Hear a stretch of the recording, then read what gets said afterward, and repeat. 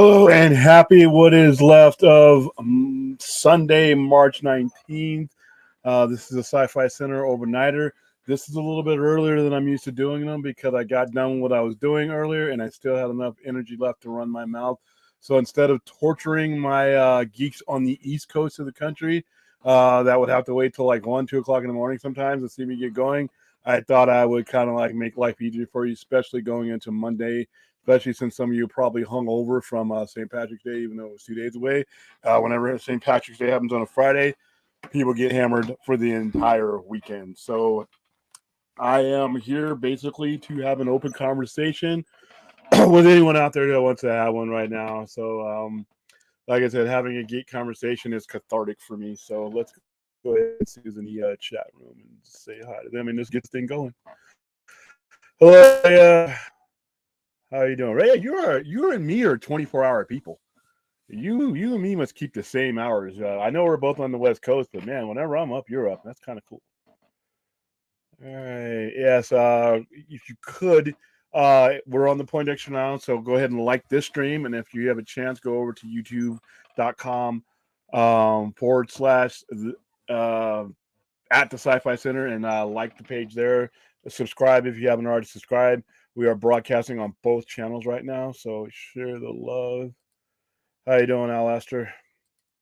Philip Goblin. Hey, William, any insight from the fans of your comic book store about Shazam 2? The people that, the fans that I took with me, they enjoyed it. They enjoyed it. They thought it was fun. A lot of people didn't, most of my fans that, that we take to the movies are not really, like in on all the stuff that's happened with DC. They know there's something going on and they know they haven't seen, certain major characters for a very long time. But they don't know what a Hamada is or what an Imrak is. But yeah, the people that I went with, unless they were lying to me, and they generally don't. If the movie sucks, the people we go with, they'll tell us.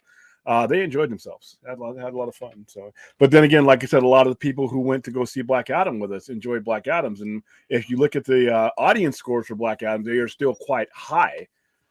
Despite its box office outcome, the people who did make the emotional investment to go see it, they had fun. So. There you go. That dude Vance, what's going on, man? Jalen Harris, how you doing? I'm on time for this one. Yeah, like I said, I figured I would reward the people who've been loyal enough to me to, do this way, way late thing with, at least getting on at least hour earlier. I mean, sometimes we go midnight with the Midnight Express, and that for you East Coasters, that's 3 a.m. in the morning. Midwest guys, that's 2. Here it's 10:30. It's about 1:30 where you're at. It's not too bad. So there you go. Happy first day. Is this the day's first day of spring? I just hate leaving winter. I hate leaving fall. I mean, well, no, I mean going fall into winter I'm okay with, but leaving spring is tough because I know it awaits me at the end of spring. The blast furnace that is Las Vegas, Nevada. How you doing, Darcipio? All right, let's see. Hungover? Not me. I don't drink. I know no one's ever gonna believe me, but I have never even tasted alcohol. So not only did I not drink green beer over the weekend, I drank no beer over the weekend. I have been dry since September 7th, 1974, which is my birthday, by the way. All right. Still drinking, homie. Oh, okay. So you're not even coming down yet. Yeah, smash the like button, please. Yeah, Ray is amazing. She's on a nuclear battery of happiness. All right, there we go. William, do you think Shazam bombing can affect the Flash box office? No, not at all. And the sole reason being, is the Flash has people in it that people know who they are. That's the long and short of it. Movies like Black Adam and Blue Beetle's probably going to struggle too a little bit. Movies like Black Adam and the Shazam movies have IPs that people just don't connect with, whereas the Flash has 2 Batman in it. The Flash himself, even though it doesn't have Superman, it has it has a big red S in it, which is even the red S. No matter the Superman's S, no matter who it is on, is always going to be about 20 times way more recognizable than Shazam's bolt on anybody. That includes Dwayne Johnson and that includes Zachary Levi.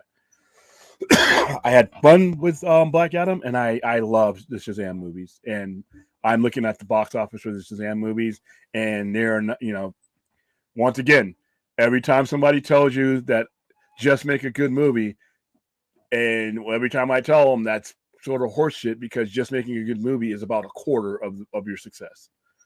Just making a good movie, it makes up for about 25% of what you need for that movie to be successful. The other 75% is management, situation, promotion, placement, a whole bunch of things. But the actual movie itself being good or bad, it didn't matter whether Black Adam was a great movie because Shazam was a great movie. And people say, well, word of mouth helps you if you have a great movie. Okay, why didn't it help Shazam? Either of them. So, and this is where, if they are smart, they do the autopsy of Black Adam and Shazam. And then even furthermore, go back to Shazam in 2018 or 19 and look around what was surrounding it. All right. Whether people want to believe it or not, and no matter who started it, whether it was Marvel or DC, both companies have their financial and their business structure built around the shared universe. The audience wants the shared universe. All right. It is what you promoted. It is what generates the most excitement. It's what generates the most revenue, and it's what generates the most momentum. All right. There is no going back. So when you put your universe, your shared universe, in doubt or in any question, you shake the foundations that all these movies exist on. And then you combine that with the fact that what have we had? What major players? The reason why the Flash is going to do well is because it has major players. It has event level. Did not, and that's what's happened the last 5 years. What happened with Black Adam and Shazam isn't a one movie, one weekend effect. It is a cumulative effect of bad management in giving us characters like Polka Dot Man, Blue Beetle, Captain Boomerang, Shazam, Black Adam. Whether you love those characters or not, and regardless to how you felt about those movies, the general audience that makes up the bulk of the revenue does not know or care who these people are. And you cannot put them out there on an ocean without Superman, without Batman, without Green Lantern, without Aquaman. And they've horribly managed these things the last 5 years. We're going to get a Aquaman. Aquaman was 2018. It's going to be almost 5 years in between those. That's inexcusable. All right. Even your standalones that, like I said, the standalones are not the answer. They're great to have. And I love the Batman, and the Joker is great. But unless you want to go out of business, you're going to need a lot more than that. And you're going to need a lot more frequency than that. But even those movies, there's going to be 3 years in between those movies, pretty much. So the output has sucked. The characters are not noteworthy. And you've gone 5 years and look at the output as far as, the movies. The Flash should have been out. The Flash should have been out years ago. But, once again, so when you see Shazam's box office, it being a bad movie has nothing to do with it. All right. It being in a horribly managed situation and by horribly managed people was pretty much 99.9% of even Black Adam. Because by good management, I mean, why are you making these movies right now? If I'm sitting in the corner office and you come to me with a story about Blue Beetle, I'm going to ask you, where's Batman? What's your plan for Superman? Come back when you have one of those. If you come into my office talking about Captain Boomerang and Weasel, I'm going to ask you, where's Batman? Where's Superman? Where's your plan for those guys? Come back when you have one. And I'm going to keep throwing you out of my office until you come back to me with something that is going to work. All right? You come back to me with the bat. You come back to me with the Red S or the Green Lantern or the Golden Lasso. All right? Then, after you've laid out that plan and we're sure that that's going to work, you execute those plans. And then, once those are going well, then you can come back to me with the Z-listers. Then you can come back to me with the B-listers. And then we start plugging those guys into spots that benefit those characters. And that's how you do it. But they didn't do that, and that's why Shazam has got 65 million worldwide, which is devastating. And be honest with you, I feel awful for the people who worked on that movie. From Zachary Levi Samber, I mean, he's trying to be funny about it and he's trying to be a good sport about it, but your hard work was undercut by bad management. So yeah, I don't think it's going to affect the Flash's box office whatsoever. Do you know how much the man means to break even, William? All right, well, 125 million was the production budget, and I know, well, you've seen the stuff that we were giving away, all that stuff. So you're probably talking about another 100 million in advertising budget.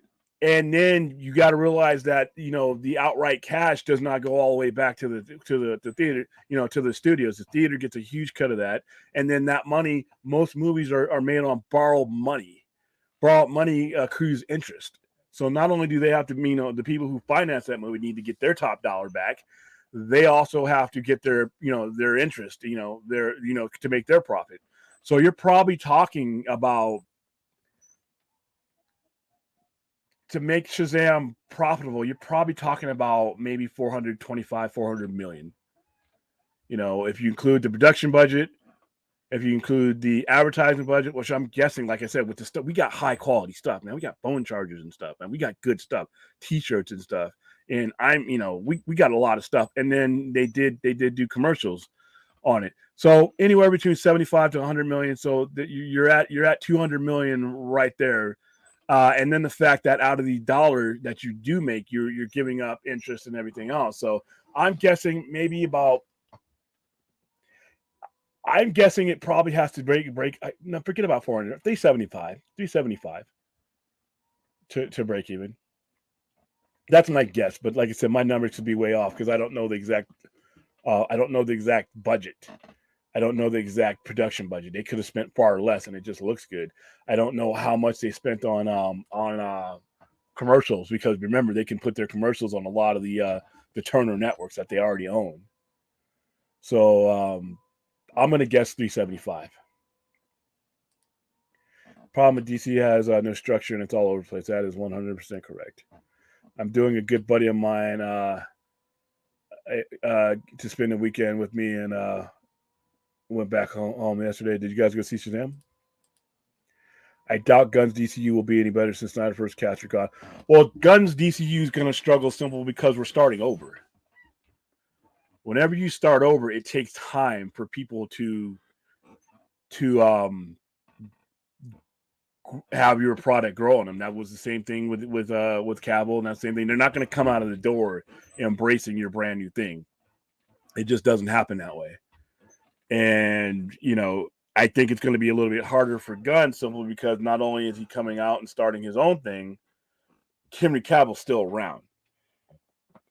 I mean, we all know, whether you're a geek or not, that you didn't get your full measure of Henry Cavill, and he's still around. He's going to be making movies, so that's going to hurt.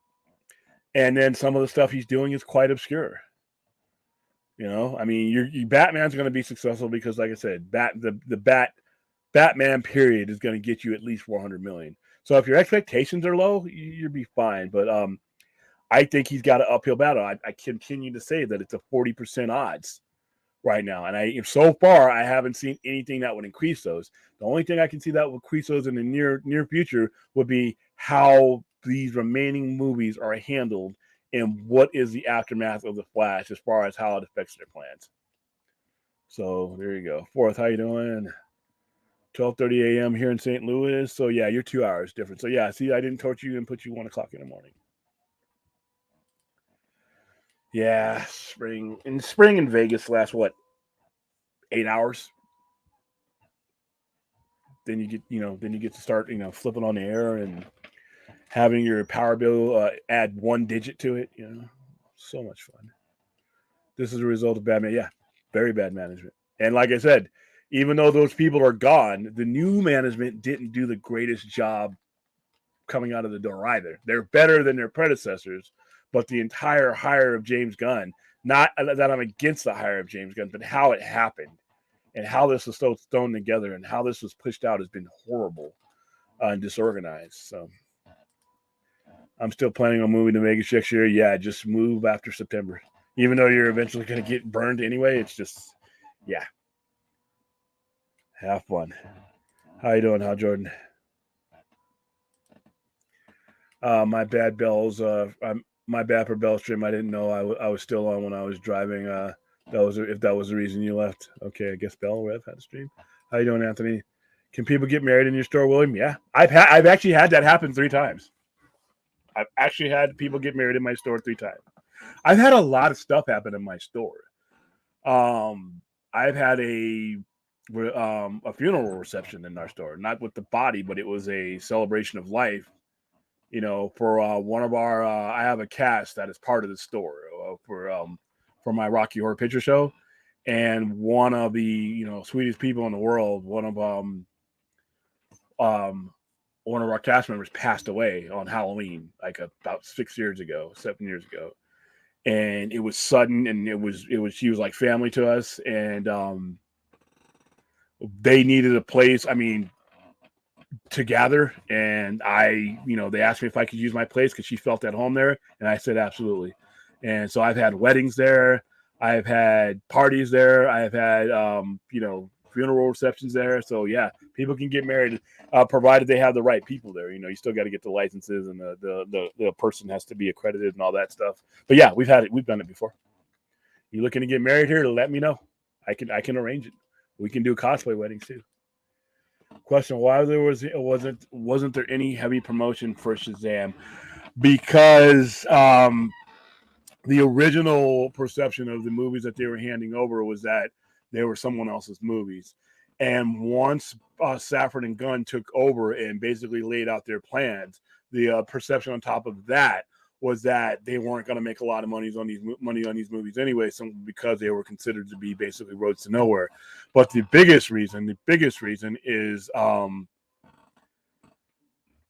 it's really hard to justify too much promotion on a movie that, even under the best circumstances, isn't going to make very much money.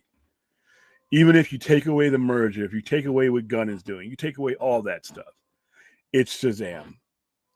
And you probably shouldn't have a Shazam movie out there on its own without a developed universe to propel it. That's why. And the new regime probably looked at that math and said, okay, how much more can we spend on this movie? Because they promoted the hell out of the original Shazam, and it only made $375 million. So if you have a movie that's already got a $125 million budget and already has maybe, let's say, low end $50 million when it comes to advertising budget, you're already, how much more are you going to spend when you probably, because of the nature of the character, because of who the character is and how many people don't really know or connect with these characters, how much more money are you going to make to justify promoting it that much more? It's just a tough spot to be in, and that's why you don't do the B-list characters like this without the support of the mainline characters. You cannot put out B-list characters without successful A-list characters and the schedule or around the schedule. It just can't happen. They continued to do it, and it continued to harm them. Hamadaverse was a complete failure. I say for the most part, even its successes were not. The Hamadaverse had some successes, but they weren't enough. They weren't frequent enough, and it wasn't enough to really get anything going. So, question: do you think Shazam: Fear of the God suffered also from poor marketing from previous regime? I'm assuming you're saying regime, and that carried over for the regime not being able to fix it. Yes, a lot of that. And like I said, sometimes you can't beat facts. And the fact is, if you don't have an undercarriage, and like I said, I'm going to use a baseball analogy. Batman is your Babe Ruth, or Batman is your Lou Gehrig. Superman is your Babe Ruth. All right, your Mickey Mantle is Wonder Woman. And then you go down the line, your Derek Jeter is your Green Lantern, Aquaman, so on. All right, those are the guys who drive in our runs batted in. If you get guys at the plate, basically with nobody on, or you get people on and you get the no-name AAA guy there, and he's going to strike out and miss. That's why he's in AAA. All right. Shazam is that guy. Shazam is that base runner, that no-name base runner that you get on base for the, Suicide Squad. The Suicide Squad is that no-name base runner. You get on base, maybe he can steal a base and get in the scoring position. They're not going to get themselves home. All right. The Babe Ruths, Lou Gehrig's, Barry Bonds, the cleanup hitters, those guys, those are your Supermen. Those are your Batman. Those are them. They're the one that are going to drive in those no names because that's what they do. All right. What DC has done for the past 5 years is had, for the most part, a bunch of no-name base runners and no cleanup hitters. All right. And yes, unfortunately, Zaslav and Gunn inherited that. But if I'm building a team, I'm starting out with my 300 hitters, my power hitters, and then I build around them. And they just didn't do that. They just didn't do that, and we're paying for it now. Man of Steel 2, yeah. If the Flash bombs, and I really don't think the Flash is going to bomb. If the Flash bombs proves DC is dead and there needs to be a massive restructuring of Warner Brothers DC. Well, here's the thing. I'll throw this back at you, Bill Goblin. If the Flash succeeds, it should tell you that. Because right now, James Gunn has got a plan in place, a loose plan in place. If the Flash goes bonkers, then I think he'll take a look at things and try to integrate what works. That's all I really want them to do. I don't really necessarily need them to do what I want them to do. I just want them to take inventory of what we have and save what works and move on with it, you know? All right, Shazam just looks like an out-of-date superhero movie like Morbius, low concept, poorly visualized. Yeah, see, Morbius didn't lose money, though. It didn't make a lot, but it didn't lose any. I don't think Shazam is going to lose any. I think Shazam is going to break even. But I don't put Shazam in the same quality as Morbius, simply because Sony does have a record of making decent movies. And even though people shit on Morbius, it's going to be funny once Madam Web and all these other things are done. Because I think the things that they're doing with Madam Web are going to usher in a Spider-Man that is solely Sony. And I think a lot of these things that they've been building up to will fold into that. Morbius might look dumb now, especially with the post-credit scene, but I think there's more to that. I don't think they just do that out there just to do it. I think they're building something. We may not like and understand it right now, but I got to see it all there. Whereas Shazam, I don't think it was very out of date. I think it was fine. I mean, even if you want to say it was a 90s, I mean, it wasn't. It didn't. That's not what hurt Shazam. That's not what hurt, because literally Captain Marvel took place literally in the 90s, and people went to go see that because of the situation that they put Captain Marvel in. They set Captain Marvel up for success, but Shazam was not set up for success. William, that's why I think James Gunn made a mistake by getting rid of Henry Cavill. I really do. I think even if he's going to go forward with his own Superman, I still think that Abdi and DeLuca should have wrapped up this Superman and done something, and they still might, done something that catapults you, because right now the DC has no momentum, and you're going to go into James Gunn's universe with just as little momentum as you have now, and you see what happens now. It has been proven over and over again that when you have no momentum with these movies, you have no money. All right, momentum is everything when you have this type of thing going. So keeping Cavill in the mix, at least, even if you're just wrapping it up to lead into Gunn's movies, and and turning things over to him, that would have been a lot better than who do people want to see more? A Henry Cavill Superman or a Black Adam or Shazam? It's just you had time to make better decisions. But now that you put Gunn in there, you kind of put him in a bad position, because instead of saying, hey, Gunn, you're our guy. We want you to start developing your plans from 2025 on. But we're gonna take care of all this. We're gonna coordinate with you so it's seamless. But now, I mean, and I'm looking online, and James Gunn's, he can't win. And my problem, my fear for James Gunn is there's 2 years for this to fester up. There's 2 years without any major movies from this universe coming in, and people know about it. They know that James Gunn's coming in with his slate. So there's time. We don't have movies to talk about. We have bullshit to talk about. And I think that I'm worried that by the time he gets to work on these things and we start actually seeing things on screen, there's going to be so much bad will that carried over from how things have gone that's going to really bring his odds down. So, yeah. Numbers. And What also the flashbacks going forward is people became fans of the character through CW show can come out and see the movie in theaters. Yeah, I don't know if there's enough people watching the CW to really put a dent in anything, but I will. You know what? If it pushes the Flash over $1 billion and makes it to where these guys have to rethink things, come on, CW Flash people, we're brothers now. I don't feel bad for Shazam. I said it was going to happen so did I. So did I. I agree with you, Forth, but I still feel bad because the people who worked on the film didn't greenlight themselves. They made a proposal for a movie, and some execs said yes. Same thing with Black Adam. Somebody said yes. That's why people always want to blame The Rock and Dwayne Johnson for this or that. Dwayne Johnson is not the CEO of Warner Brothers Films. All it would have taken to save us from these movies is for somebody to say, no, it's not time yet for that. Yes, we're going to say yes, but not now. Yes, but we're going to intertwine it with this. We're gonna put your, we're not gonna deny. We're gonna give you Cavill as part of the movie so that your movie has a shot going in. We're going to not keep Henry Cavill off the air for 5 years. So when you put him in your cameo, people are like, "What? Who? What? When? Wow? Okay. Oh, for 5 minutes, less than 2 minute cameo. You want me to pay $10 for a movie for a character I don't know who the hell he is?" So that I do feel bad for the people who worked on Shazam because they made a damn good movie. Both movies are good. I've seen them both. I promoted them both. They're good movies. But once again, a good movie isn't shit without the right circumstances. All right. So next time, people on YouTube and in your chat room and in your Twitter heads and all that, just make a good movie. I just want to go see a good movie. You should go see it because it's a good movie. We just had a good movie. Shazam was a good movie.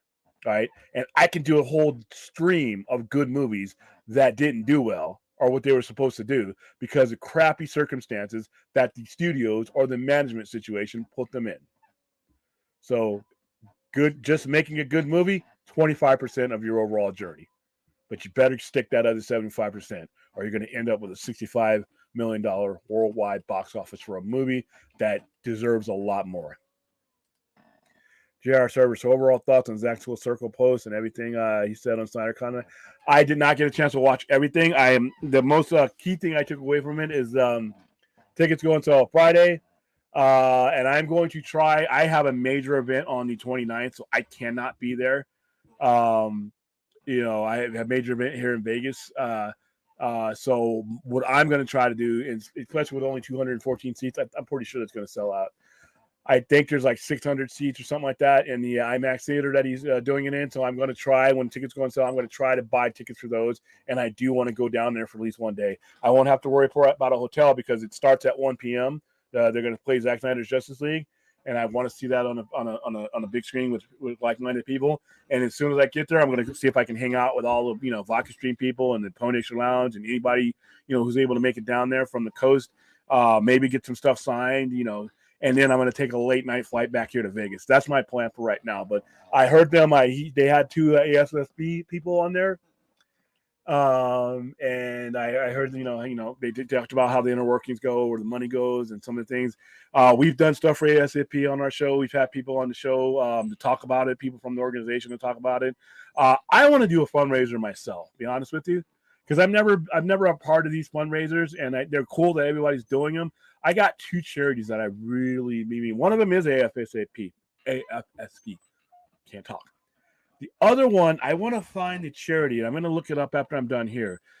That pays for mental health or gives away or makes it so that people can give not just suicide prevention, but counseling, all that kinds of stuff in general. I've been watching a lot of people on YouTube. And the biggest thing that they have, the biggest hurdle that they have going getting help is sometimes they can't afford it and their insurance doesn't cover it. So there's two things I want to do. I want to raise some money for. I think I might do it here soon. Maybe I might do it after our wrestling event this Saturday night. I'm thinking about putting a bait out there. So say for instance, or we were to raise like $2,000 for these charities. I'll do something silly. And I was thinking, why don't if we reach $2,000, I'll dress up like Wonder Woman and we'll do a stream that way. I'll put on the top. I'll put on the wig. I'll put on the tiara. I have the shield. I actually have a Wonder Woman costume somewhere at the store, and I will do the Sci-Fi Center overnight dressed up as Wonder Woman. If we can raise like 2,000, so something like that. I don't have a dunk tank here or something like that, but I figured something like that. People want to make me look silly, and if we can raise money for a good cause, I'm thinking about doing something like that. But yeah, a lot of it they were talking about the charity, and then how it came about and full circle and all that. So, but I'm going to rewatch the whole thing because I was somewhere and I had it in the background. So I will probably give you better takeaways when I see you guys in after that. Shazam will be lucky to make 300 million. If Gunn Superman fails, then we can call it a day for this 10-year plan. I think Gunn's okay. It depends on what failure is.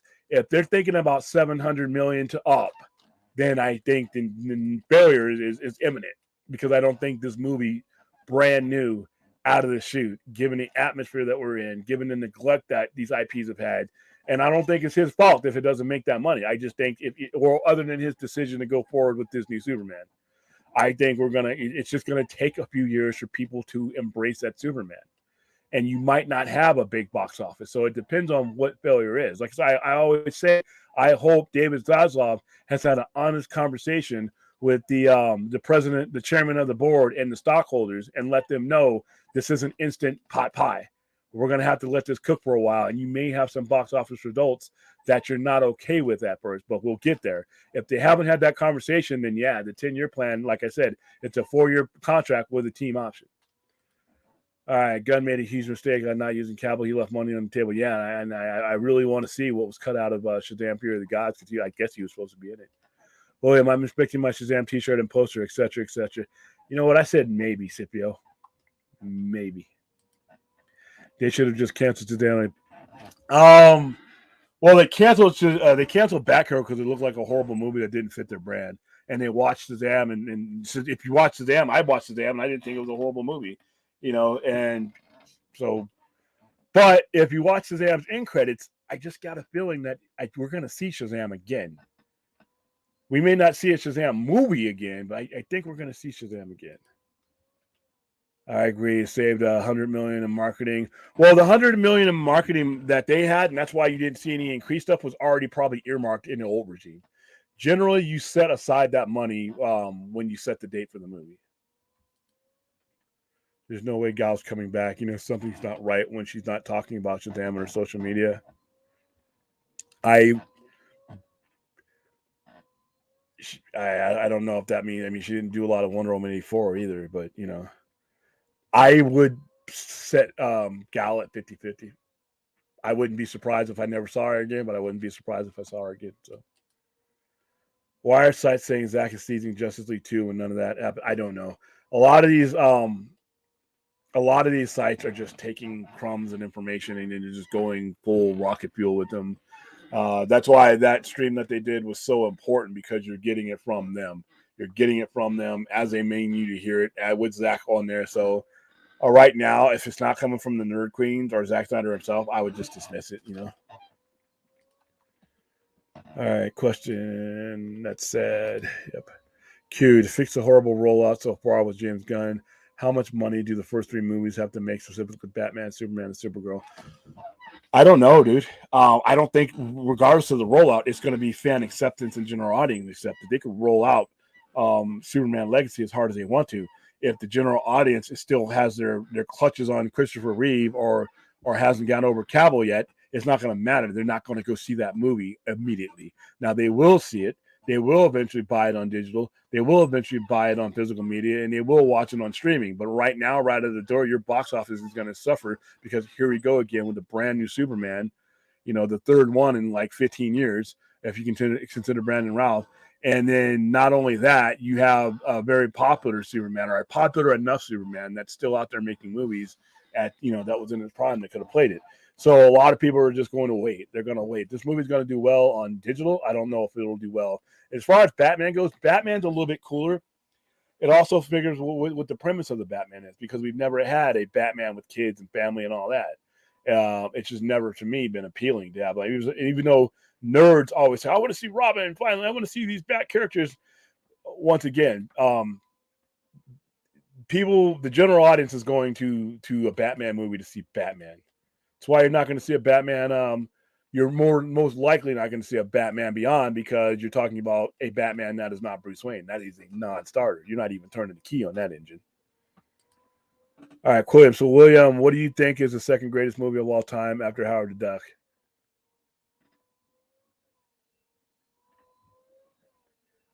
I mean, I know you're trolling me, but yeah, worst comic book movie ever made.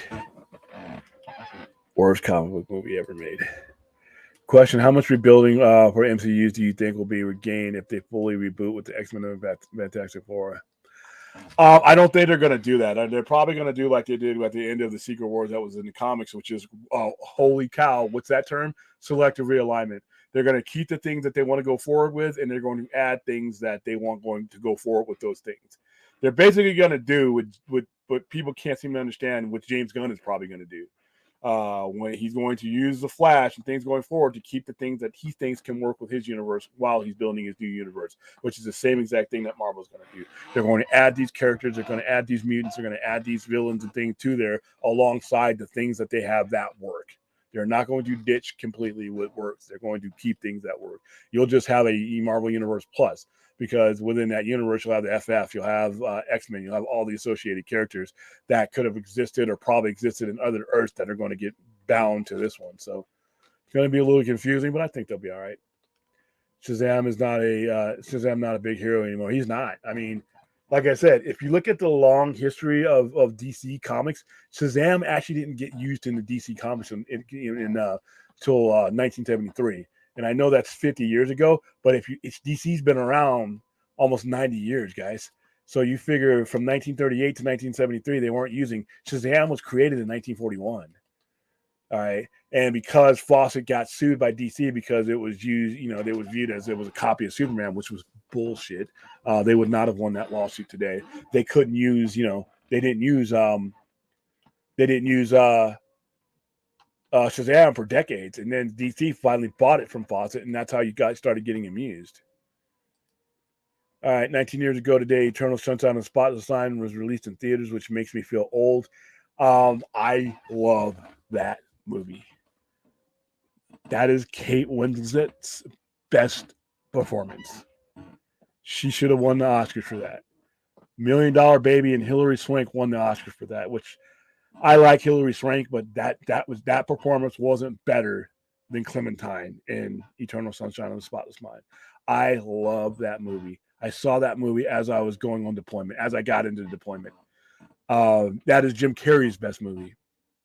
And it actually won an Academy Award for Best Screenplay, and it deserved one. Jim Carrey didn't even get nominated for that year. That is a crime.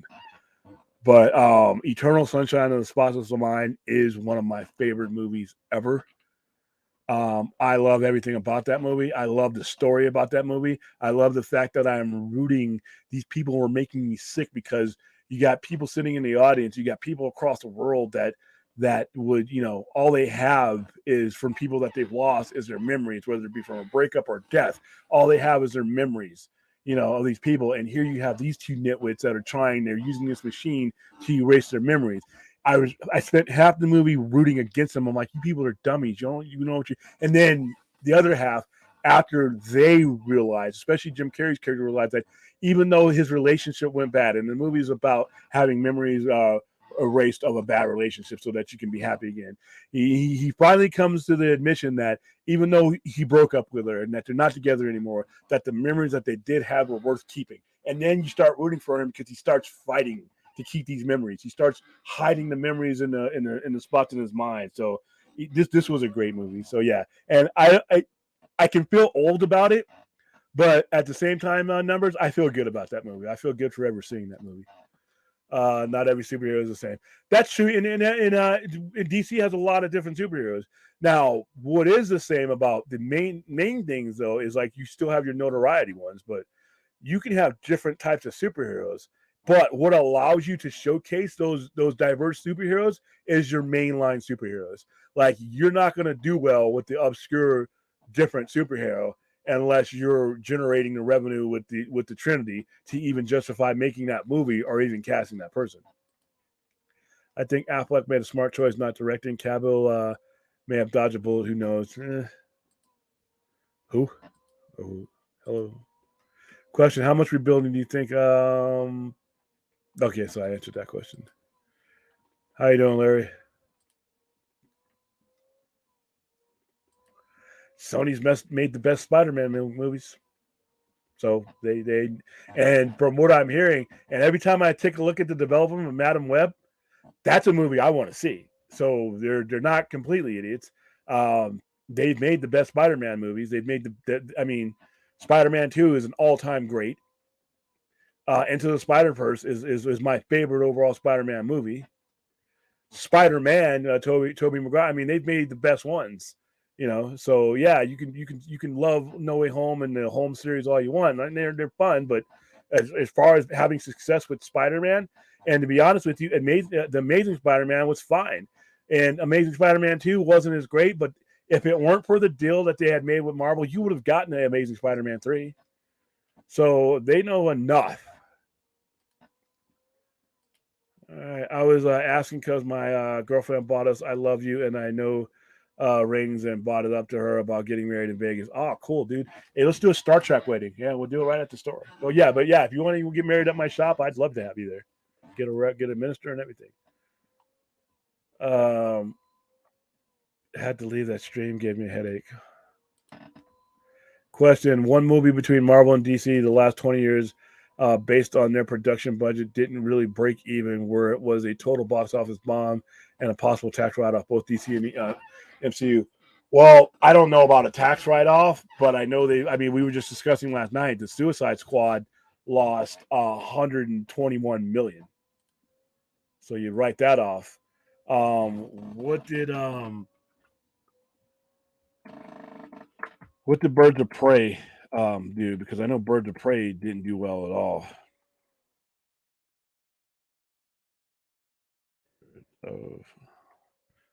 That's another Hamada. So, all right, so like Birds of Prey.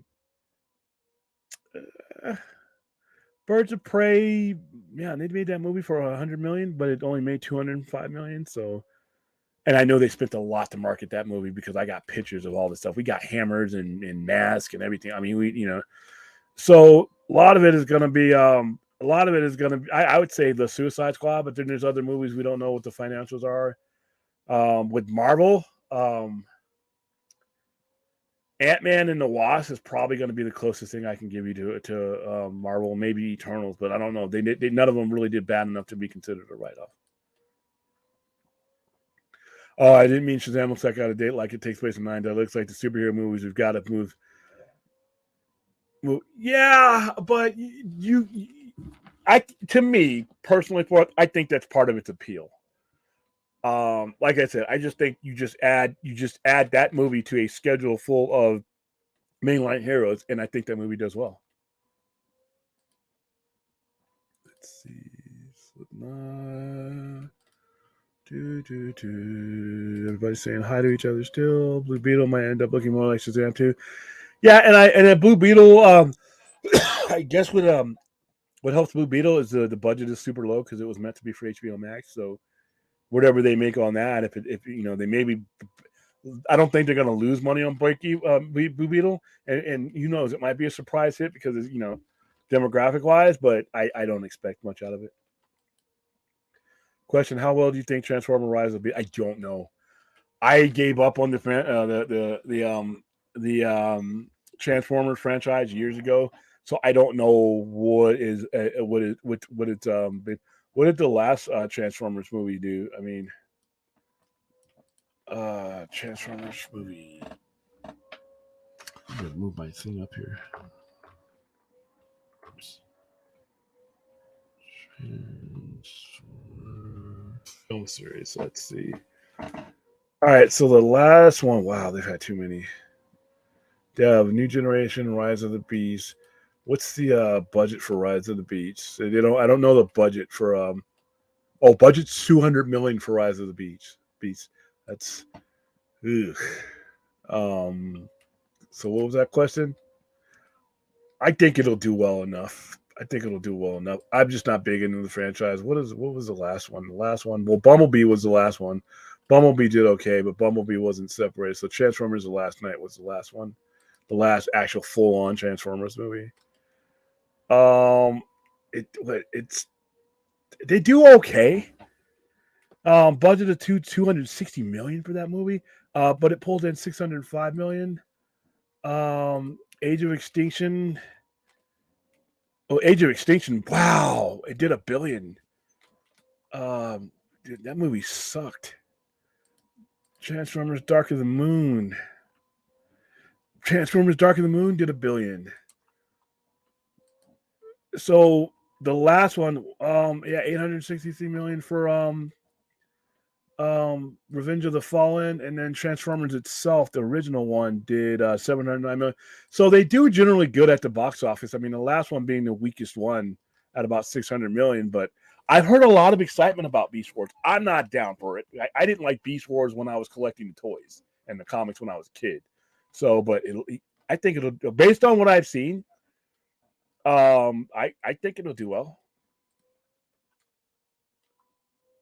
Let's see. Shazam would have been great if done under the leadership of Zack, the same way Wonder Woman was before it wasn't. 100% agree. I'll probably get tickets. For which movie you were talking about? All right. How about if we raise 2,000 and we watch Howard the Duck? You know what? Let's put that on the table. Let's put that on the table. I'll put together a poll. I don't know how to do polls on here. I know how to do polls on the actual YouTube one. We'll put together a poll. What would you? But you got to be serious though. If I'm gonna look like a fool, then we got to raise the money for these things because one of them is like I said, they're both important to me. Even before Justice League and the Autumn Fund and everything else, you got to realize as a combat vet, I know a lot of guys throughout the years that have had issues. I know a lot of guys who have fallen into the cracks of the VA system or in waiting lists. And I know a lot of people that I work with that should go get help, need help, but are in insurance situations to where they can't always afford what they need. So I want to raise money for that. I think that'd be cool. I mean, that's, AFSP is great. But I think that, getting affordable mental help for people who just can as long as you can pick up the phone and have it covered, that might help as much as well. So I think we'll do a dual fundraiser. So yeah, if you want me to watch that god awful movie of Howard the Duck, and that's what you guys will donate, we'll do a watch along. We'll do a watch along. I don't think anybody sues me for playing that movie. We'll do a Twitch or we'll do something to where we watch it. I'll see if I can get with Lucas or Disney and say, hey, we're gonna do it for charity. We're gonna do a watch along for charity for Howard the Duck, the worst Lucasfilm movie ever. All right, that's an idea. We'll think about it. Hopefully, they recast Levi if they bring Shazam back. I don't like the interpretation of the character. I don't like the joking interpretation of the character. I don't think you need to recast Levi. I just think the stories need to get serious. And there are serious elements where you see him being serious, but you got to put him in a better situation if that's what you want out of him. I could clearly see Mr. Mind getting one of those worms in his head and turning him dark. I could see that easily. I could see him having to take all you have to do to change Shazam's demeanor is have him lose somebody, have somebody die in his arms, and all that goes. One of his family members gets mortally wounded or something like that. All you have to do is you don't have to change Levi, but you can definitely change the tone. Who knows, dude? But I am going to stick with you on that one. I mean, I have no evidence to lead otherwise, but you know what? You've been right before, so we're going. Larry, inevitable. There you go. Everybody's going at it. Integrity, come on over. It's awesome. You came over. Was there a different stream? Is that what you guys were talking about, Bell stream? I thought Shazam 2 was good, but Zach plays Billy completely different than the kid actor. The kid is more reserved, and though he does say quips often, Zach is like a goofy nut all the time. And here's the problem. The only problem I have with the interpretation in general, I don't think he needs to be a goofy kid. I know some people have written him that way, but he's also been written. Remember, he has the wisdom of Solomon. When he turns into Shazam in the comics I read, he turns into an adult that actually acts like a superhero. All right. And the wisdom of Solomon is what guides him. He's not cracking jokes. He's not, in the times I've read him, and I know it's been done different ways, when he turns into Shazam, he's Captain Marvel. He's not Billy Batson anymore. He has the wisdom of gods now, and he acts like it. But, people have done it differently. Hey William, do you think will allow another DC fandom like the first one was amazing, second was fine, but I hope to become a new DC. I don't know, but he needs to. Listen, Twitter is great, but you're going to get into pissing contests with knuckleheads on Twitter, and it's not going to be a good look. Do a DC fandom. Well, I've said use this damn internet, use these YouTube channels, use these free things that they give you. Your Warner Brothers, you have heaven and earth behind you if you want to move something.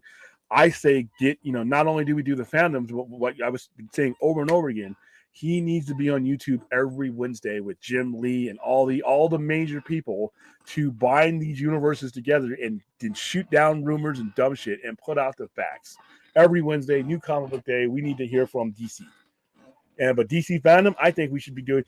I know people say, well, we don't, because of the pandemic. The only reason why we did fandom was because of the pandemic. And while that's true, listen, not everybody can go to a convention. All right, there are 330 million people in the United States. Only about 100,000 can get in and out of San Diego Comic-Con. Most people don't go to conventions. That's just the numbers. Most people do not go or cannot go to conventions. A lot of people can't afford to travel. A lot of people can't afford the money. A lot of people that can't go through all the hoopla of trying to win a lottery ticket to get in. Most people do not go to conventions. So, but almost everybody has access to the internet. More people have access to the internet than they do a wherewithal and refund or resources to get to a convention. I live in Vegas. That's 285 miles away from San Diego. So by the time I pay for hotel or lodging or wherever I stay on base or anything like that, I'm spending a lot of money. Most people are on the fringe. We're all living paycheck from paycheck. So most people don't go to conventions. So I thought, yes, even though the necessity of DC fandom came from COVID, I don't think it should go away. I think we should still be doing those. So I hope so. I just don't know if they're going to.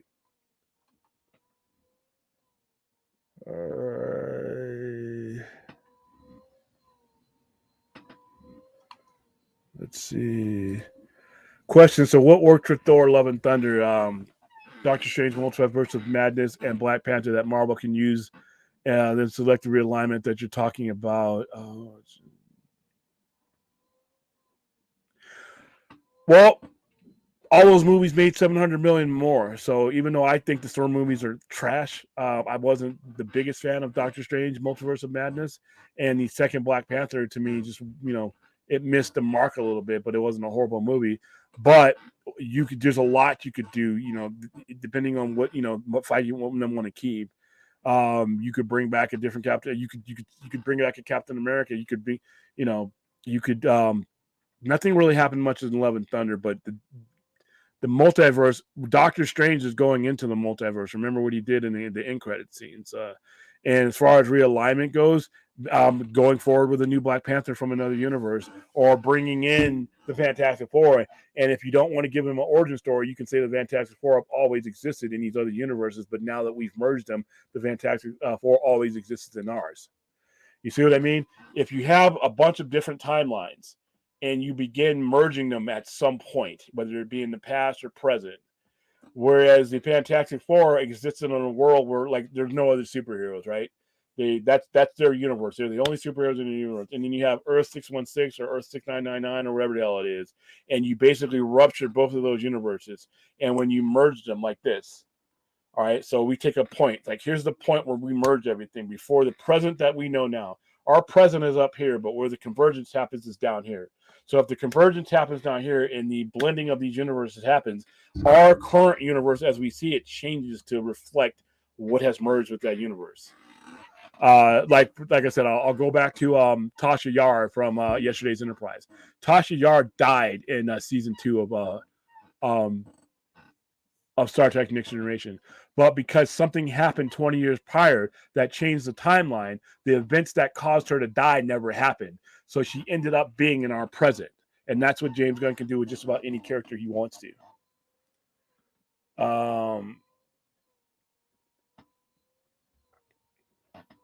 Wow, did it? I love that movie. I guess if I think about it, I love Eternal Sunshine of the Spotless Mind.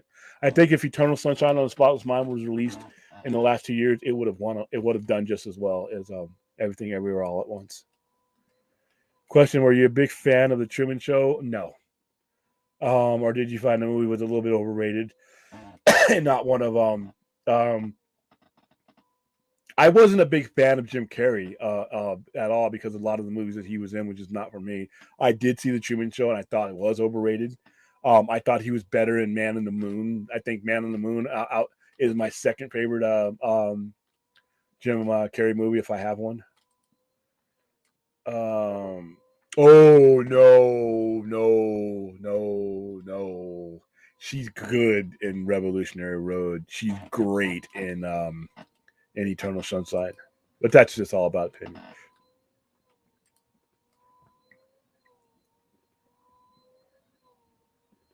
Yeah, Michael Shannon's underrated. He was in what was he in? Shape of Water too. He played the villain. All right, question: what element? Okay, so you already asked me that one. Yeah, that movie sucked. Well, when you break it all down, what they spent, yeah, probably it came down to that. Jeebus, Hollywood is dumb. They claim we're racist and toxic, and sell us that you can't lecture us about that and expect us to give you money. Oh no, man. I don't know if they lecture and tell you everybody's racist. I mean, I don't know about that, but that's all opinion. I think Blue Beetle will be good and do well, depending on what good and well is too. You got to keep that in mind, now, Larry. All right, let's see. How are you doing, Spider-Man? Yeah, I got to see a lot of because I didn't get to see everything, but I got to see a lot of the interview and his explanation around why it's full circle, why it's called full circle, and what it means to him. And like I said, it inspires me because the main thing about all this is, yeah, we're getting, we got a movie made, but a lot of people found each other through this journey to get Zack Snyder's Justice League made. A lot of people were in the trenches with a lot of people that they may not have never met or ever met if it wasn't for this cause coming together. So, I wish the movie could have been released and not screwed up by management, but because it was screwed up by management, not only did we come together and meet a whole bunch of people that I'm good friends with today, but we also came together for a core cause that is a really important cause that I myself have been donating and part of money-wise even before any of these movies came out. So I was happy to see all that today. Alabaster, I know you're not a gamer, but to still make this analogy, since both movies, comics, and video games mainly are hyper popular, AAA ones have a lot of issues weighing them down. Yeah, I'd have to agree with that. Question: what's your opinion on the Truman Show? Okay, you asked me that one. William, are you watching The Mandalorian because Carl Weathers is directing it? I'm watching The Mandalorian, but I'm not as happy with this season so far. It hasn't yet kicked it into gear for me. So, but I'm gonna watch all the episodes. I had, like I said, it was a Transformers movie, and I had it looked different than the ones that had lost my interest, so I went to go see it. So I had fun with Bumblebee. Plus, it was the '80s. There you go. How does Transformers make $1 billion, but the Batman can't touch that? One thing that the Transformers did is they pretty much just kept going in the same direction. I mean, they changed out actors here and there, but the premise was the same. And the Transformers, even though I have lost my lust to see those movies, a lot of people still like those movies. As long as they were, going in the perfect trajectory, you just kept making them. Not a lot of people are liking DC right now because of the people. So you have to hand it to the Transformers universe. They just kept putting out movies, and they kept putting out. Hell, there's how many Transformers movies are there? There's 1, 2, 3, 4, 5, 6, 7. There's going to be 8. With the Beast, with Rise of the Beast, that'll be 8 movies. All right, 8 movies with this year. All right, how many DCEU movies are there? Proper ones: Man of Steel, BVS, Justice League, or let's say Zack Snyder Justice League, Aquaman, Wonder Woman. Transformers has had more output just with their one lineage of movies than DC has. So when you have output and frequency, people tend to continue to come see your movies. All right. But with the Indian double and middle market side of the entertainment industry mostly lack issues of bigger stuff. Bigger stuff have. Oh, okay. I see what you're talking about for that one game thing. All right, it's still inevitable. Let's look. Doo-doo.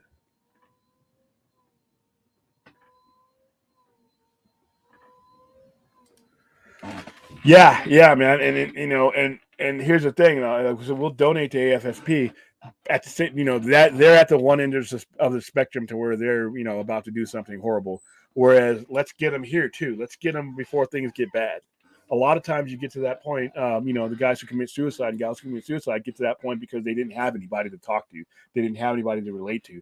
So let's solve this problem at two different ends, is what I say. Let's donate to both. You know, this Saturday. I'm going to do a poll. I'm going to see if I can get enough people, because I would hate to do the stream and fall short of a goal. That's why I'm willing to do something and to make myself look like a fool. But I want to raise that money. And be honest with you, I want to do, and I said this before, I want to do more charity streams to more functions. I'm on a platform that is open to the world, and YouTube has a function that where you can do it and you pay money in. Any money you get, it goes right to that link that you need.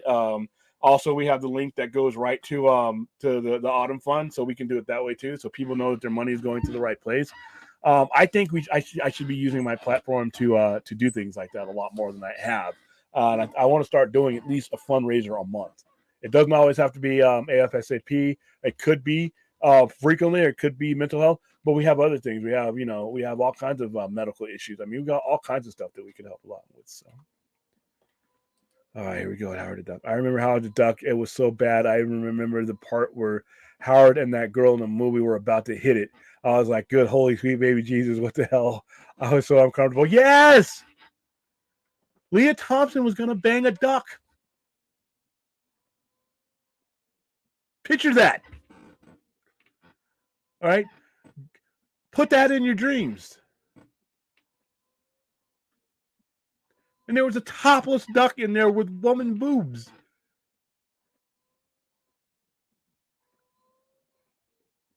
And this was a tolerant 80s. The 80s were not tolerant, but you could do a lot of obscene stuff, and people just wrote it off. But this movie was horrible at every angle. Like I said, there's no defense for Howard the Duck, and it just gets weirder every time you think about it. Like, okay, we're talking about the video game stuff. Yeah, and it's why it's hard to make a video game movie. Who likes Johnny Five? I love that song. Who's Johnny? She says. I remember the Elder Barge soundtrack. That movie made a lot of money. I'd really like to joke about this superhero name and love that a guy on the street yelled out Captain Marvel. Yeah, that was kind of cool. But to be quite honest with you, most people look at Captain Marvel and call him Shazam anyway, because they never really used that name because of the whole lawsuit with Marvel and all that stuff. And Marvel had already taken that name while Fawcett wasn't using Shazam. They basically used it to take that name. Not gonna lie, it was cool seeing little comments in the chat. Thanks, guys. Keep fighting and fight. Yeah, I'm one of those people who can't afford to go and haven't been able to go to convention. I only saw YouTube videos of them. And yeah, like I said, that's why stuff like fandom is great. Majority of your fan base cannot go to a convention or can attend those. So, all right, William, do you like the idea of comic book companies like Marvel and DC with the recent movies that they announced and released comic books that are going to be connected to movies? Absolutely. I think we are way behind on that. I think we should have been doing that 7, 8, 9 years ago. So I'm glad to hear James Gunn is going to be doing it.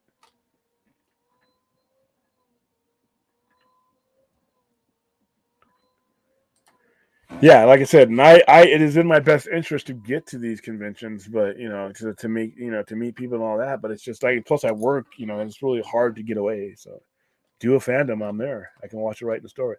Think about the next 6 weeks of Zap hyping up Snyder Con, and basically one of the takeaways being that this is what you let slip away. Yeah, you know, their egos would not allow them to go in this direction, you know, because by saying that, you know, the biggest thing about them not using any of the characters that Zack Snyder created or produced is that it would be admitting that they didn't have a plan when they eliminated his.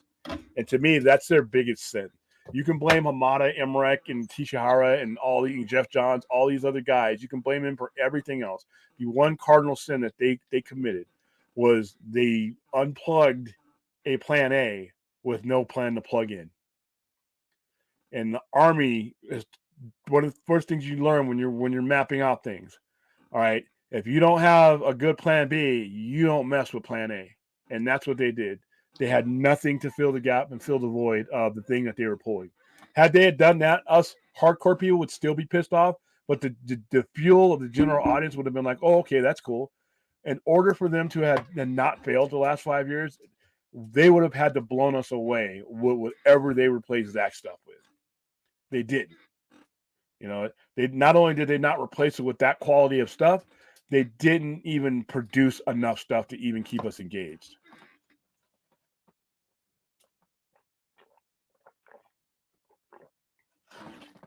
All right. Fun. Johnny Five versus the Terminator. Yeah, I've seen that fight somewhere.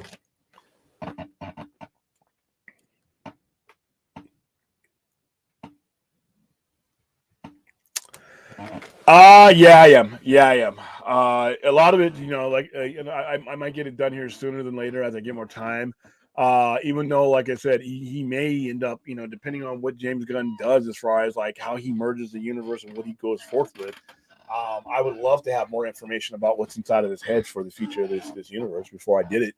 You know, that way, because if he's gonna do what, you know, if he's going to make, you know, resolve these things, then, you know, I won't need to, but more than likely I'd have to. I saw a theory online that T'Challa's son might be a King variant, but I'm not sure how serious. Probably not. Question: Have you tried? If you're tired of the Transformers franchise, if there's a good word of mouth from people around you, are you going to watch it? And does this movie you think the reset? I don't think it resets the Transformers universe. I don't know. Even if it's good word of mouth, so sometimes good word of mouth from me may not be enough if I'm not into the movie. Like if it's a series of movies that I'm just not into, even, you know, I will believe you that it was good, but it may not be for me. Nowadays, it seems only ate the green M&Ms. People call that person a racist. That's a heavy accusation. Should be more. Wow. Oh yeah, and a lot. Yeah, that's true. All right, so I'm talking about Transformers: Rise of the Beast. If you watch the movie and you like it, does that re-engage you into the franchise? I mean, yeah, if I like it, and yeah, that's with any movie. I don't plan on it, but if I watch it, I mean, if it's really good, yeah, that could reinvigorate. Bumblebee kind of did that for me. I thought they were going to go in that direction, and then they go back to the same lineage that the other movies came from. So I just wasn't entertained. The first Transformers movie to me was my favorite one, and that's the one that did the most for me. But yeah, you know, who knows? I'm open. Like and subscribe. William will dance topless. Topless. No, William will not dance topless. I mean, I don't have man boobs or anything, but like I said, we want to try to keep people, not get rid of them. Let's see. Yeah, since smaller stuff aren't tied to bigger heads, shareholders are stingy. Head management that didn't suffer corporate meddling and have the vision completely tampered. Well, and here's the thing, though. I mean, even what Zack Snyder was doing was tied to something bigger. It's just the fact that you just can't meddle. You just can't. You know, once you hire a director or hire a filmmaker, see, I always say that was your time to have any doubts about somebody. That was your time to ask the questions. That was your chance to, to make sure that the vision that this person that you're hiring is consistent with what you want. That was your time, not while the damn movies are being made. All right. And not because you don't get a box office result that's astronomically unreachable, and you decide you want to meddle with things.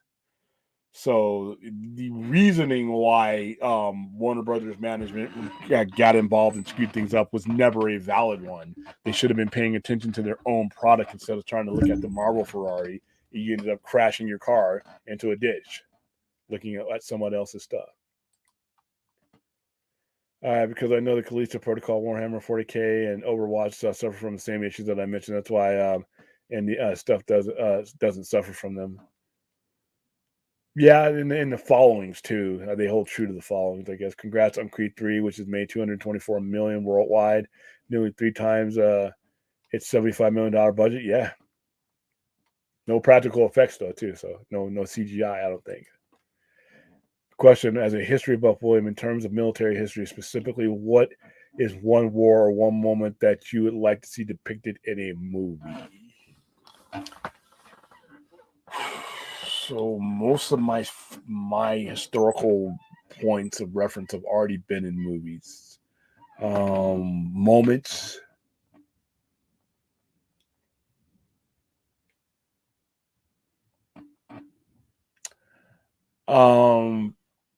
Any, I've seen that. So it's a Tuskegee Airmen. I've seen a lot of those in movies. Damn, that's a hard question because they've covered them. They've covered them all. I mean, even Hiroshima's about to get covered here in Oppenheimer. So I think I don't have an answer for you because all of them have been covered. I mean, the Civil War, the Appomattox. I mean, when the ceasefire that ended the Civil War, maybe that's a tough one because all my World War II and World War I ones have all been masterfully covered by films. Speaking of Soy Circus, I just watched a Robot in the Family, which is a horrible movie from the 90s where Joe Pantoliano plays a Turkish guy with an accent like Borat who makes a robot. This movie sounds horrible. Thank you for warning me. All right, let's see. I am looking forward to Dune Part 2. I am looking forward to Across the Spider-Verse. I am looking forward to Renfield. I am looking forward to Aquaman. And I guess that's considered Snyder stuff a little bit because he's, it wouldn't exist without him. Those are ones I'm looking for. Oh, Evil Dead Rise. I'm looking forward to Evil Dead Rise. William, I know you're not entertaining, but excited about the BioShock adaptation. It's kind of cool. I want to buy some toys for it. I'm excited about being able to promote it and get toys and stuff for it because I love that BioShock. That suit that the guy wears is kind of cool. I think it would make a great movie, a great series. Yeah, that would be a tough one. I think they did that. Didn't Unbroken cover that? I can't remember. Scream 17.5 million in the film's second weekend domestically. That's a 65% dive. Yeah, but Scream is a cheap movie to make, and I think it's already made more than the last one, so I think we're good there. All right, let's see.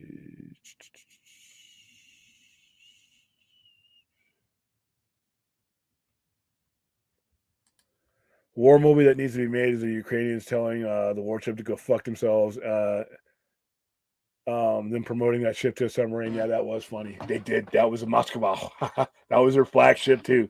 They sent 2 missiles. They were telling them to surrender, and the Ukrainians basically literally told them over the loudspeaker to go fuck themselves. And then a couple weeks later, they sunk that ship.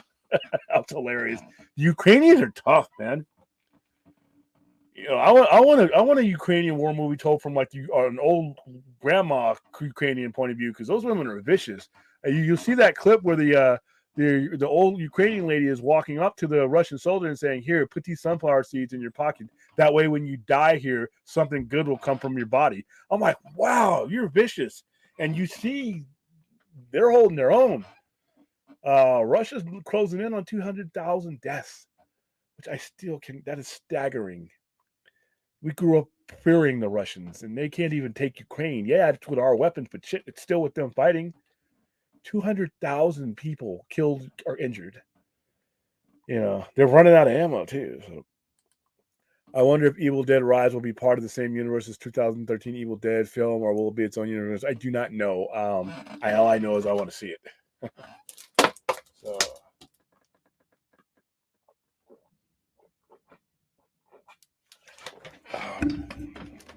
And I liked the 2013 film. I didn't love it, but I liked it. Ooh, let's see. And I know the original Evil Dead films and his TV show for them in the 2013 reboot have been speculated to be part of the same universe. I will find out for you. All right, for me, I would like to see the Peloponnesian War. Holy shit.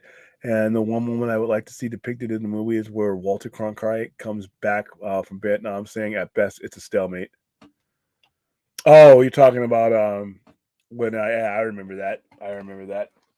I don't remember because I wasn't there, but it's a famous when he got on the 6 o'clock news and pretty much said that, and with all the footage he had bought back. So yeah, I heard that there were many old Ukrainian women who were pissed that they didn't get to kill any Russian soldiers. Some of them did. There's one video because the stream I watch every night called the Enforcer, and and they bring you the daily stuff in Ukraine. Once the Ukrainians liberated one of the cities, there was a Ukrainian lady that just came out with an AK and just handed it to the guy. And so I'm wondering how she got that AK because it definitely wasn't from a Ukrainian. So there's a dead Russian somewhere that belonged to that AK. All right, so Robert Davi. Yeah, Robert Davi's underrated. He was in a James Bond movie, and wasn't he in The Living Daylights? All right, so let's see where we're at. All right, we got about 11 minutes left, and then we're going to wrap this one up so I can go eat and catch up on some TV and some movies and get ready for the week. So let's see. All right, so when does... So Transformers Rise of the Beast comes out June 9th. June 9th. Doesn't The Flash come out the week later? Yep. The totality of the franchise for the Transformers movies, $4.8 billion, which is not bad. Not bad. Most of them were directed by Michael Bay. Now Travis Knight is taking over. Michael Bay. What's Michael Bay working on? Oh, he did Ambulance. Ambulance was the last movie that he worked on. What did Ambulance do? Well, Ambulance did do that well. Only made $12 million in profit. All right, so highest Rotten Tomatoes he's ever had was for Ambulance. Wow. So I'm just looking at that. So. All right, let's see.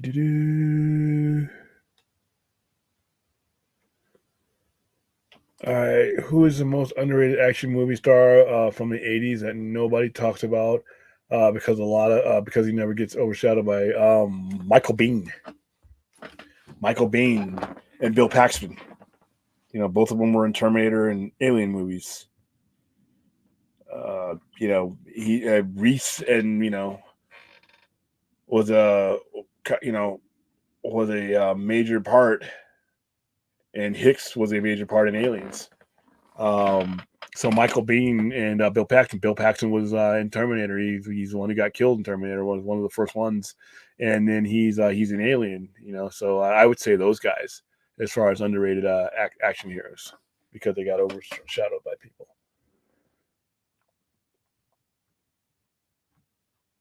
All right. Let's see. Q-Quan. William, did you hear about Ron Perlman might be a part of the Creature Commando cast? Yes, I did hear that rumor. Let's see. I still have to see. I mean, it wasn't bad. It wasn't bad. Yeah, from the Goonies. I first saw Ki Hu Kwan in as short round. He'll always be short round to me. All right. Let's see. Yeah, I didn't even know he had gone anywhere. Sometimes these people go away, and I don't know, who and what. All right, we got about 8 minutes, guys. If a little bit more, I'm starting to fade a little bit, and I'm hungry. So that is it. Does anybody have? No, I am not a fan of the Invincible animated series, nor am I a fan of the comic that spawned it back in 2003 under Image. I just was never a fan of that over the top, head bursting types. Even though I'm all for 3Ds, I just it just didn't connect with me, and so the cartoon didn't connect with me. I know a lot of people like it, but I was never a fan of that artwork, the style of artwork that they used for it. I just wasn't a big fan of. So no, I'm not a big fan of that series or comics. It's definitely for adults. One of the most fight. It's very violent. Listen, I like violence too, but sometimes, like during that the first year of that comic, some of the violence is just for violence sake. Some of the violence is just like over the top type of deal, just to do it. Say, hey, look, we're Image. We don't have to follow any rules. But like I said, I don't hate Invincibles. I just was never a big fan of it. Michael Biehn, 80s, Terminator, Aliens, Abyss, Tombstone, The Rock, T2 director's cut. Yes. So two times he was overshadowed by Arnold. I liked The Boys to a point. As it grew on, as it went on. I mean, as I was reading the comics long before the show came out. I liked its message. So yeah, I was a big fan of it at the beginning. Kind of dropped off though, so I don't include 4 or 5. Let's see. Tombstones is definitely an overrated movie, underrated movie.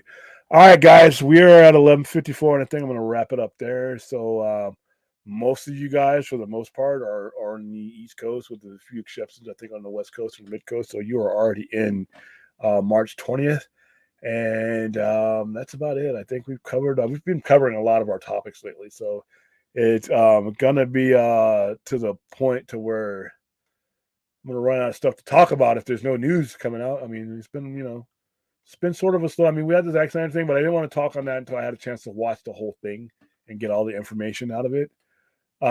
So once I do that, I'll probably hear about me talk. But like I said, now that I know the tickets are going on sale Friday, I'm going to do my best to at least get there for one day. I cannot go all 3 days because I have obligations here, but I'm gonna have fun. And like I said, in the meantime, I'm gonna see if I can put together that charity. I got the Wonder Woman outfit. I can get a copy of Howard the Duck, even though why on earth would I want one? But I'm going to do a poll or something to see what ridiculous things would you want me to do in order to help raise money for those 2 causes we put together. So, all right, guys, that is it. Have a good morning. Have a good start to your week, and I will see you when I see you.